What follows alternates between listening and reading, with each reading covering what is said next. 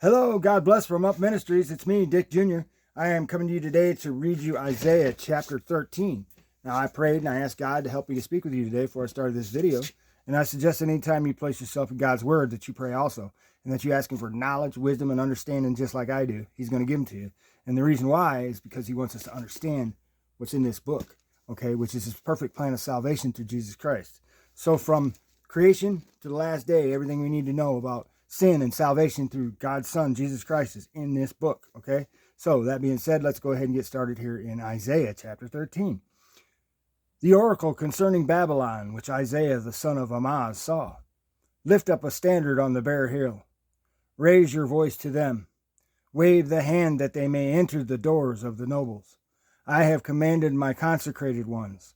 I have even called my mighty warriors, my proudly exalted ones, to execute my anger. A sound of tumult on the mountains, like that of many people, a sound of the uproar of kingdoms, of nations gathered together. The Lord of hosts is mustering the army for battle. They are coming from a far country, from the farthest horizons, the Lord and his instruments of indignation to destroy the whole land.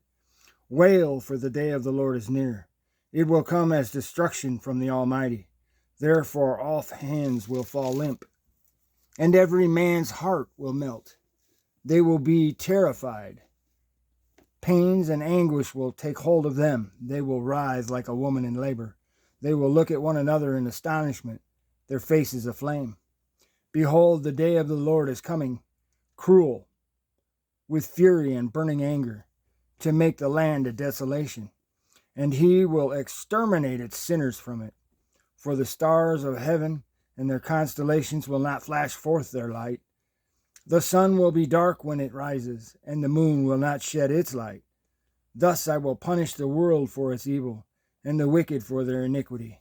I will also put an end to the arrogance of the proud, and abase the haughtiness of the ruthless.